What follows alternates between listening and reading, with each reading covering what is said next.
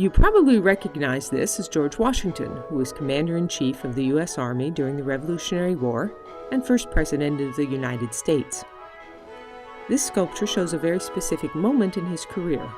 But before I tell you that story, I want to show you how much you can learn just by looking closely at the sculpture. For example, what is this man's profession? He's a soldier. He's wearing a military uniform and carrying a sword. Is he riding into battle or riding in a parade? A parade's more likely. His horse is pacing along, not charging ahead. If he expected to fight, he wouldn't be holding his hat tucked under his arm, he'd be drawing his sword.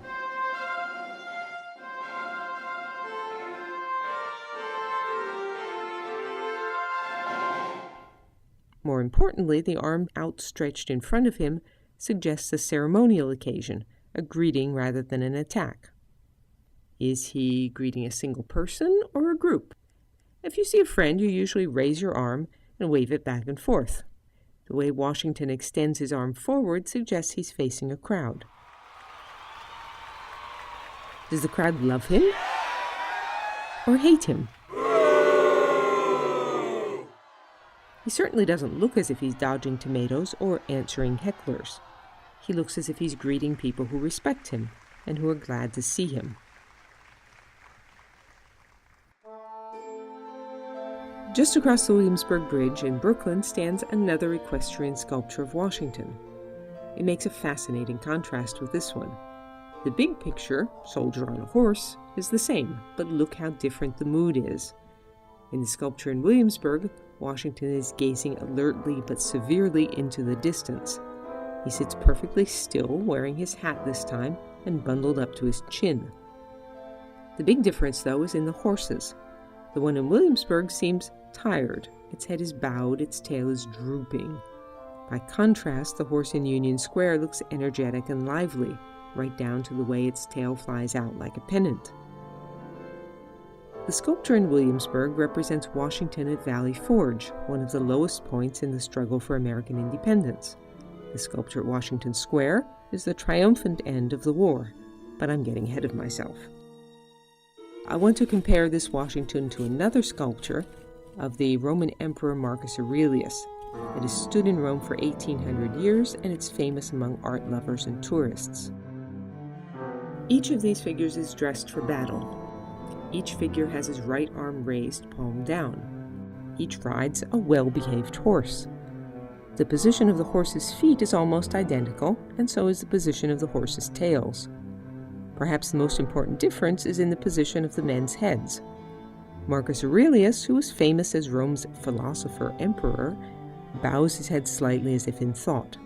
Washington looks out at the crowd around him. The similarities between these two sculptures are not mere coincidence. By making Washington look like Marcus Aurelius, the artist gave Washington status by association. Washington, the father of our country, is compared to Marcus Aurelius, one of the most famous and intellectual of the Roman emperors. Putting Washington on a horse raises him above the crowd in the literal sense. Making Washington look like Marcus Aurelius raises him metaphorically as well.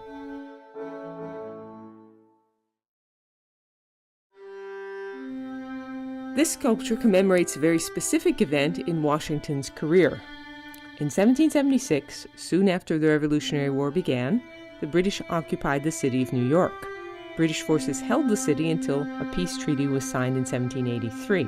On November 25, 1783, British troops finally marched to the southern tip of Manhattan to embark for England. But they left a memento at the Battery. They nailed the British flag to a pole, cut the halyards, and greased the pole. While a patriotic crowd cheered him on, a sailor shimmied up the pole, tore down the Union Jack, and raised the American flag. Then, at last, General Washington and his troops rode down Broadway to reclaim the city. Washington was met by a welcoming delegation in the farmland far north of the Battery at what is now Union Square. From there, he marched south to the heart of the city through a devastated landscape. New York's lifeblood, its reason for being, had always been trade. But war is bad for trade. New York's wharves and warehouses were disintegrating. Its merchant fleet had vanished. its population had fallen by half. It was only when the war was over and a stable government was instituted that the city's residents began to rebuild. For a century, New York celebrated Evacuation Day with a military parade and a school holiday. The celebrations trailed off after 1863, when Abraham Lincoln made Thanksgiving a national holiday. Today, the only reminder of Evacuation Day is the equestrian sculpture of Washington that presides over Union Square.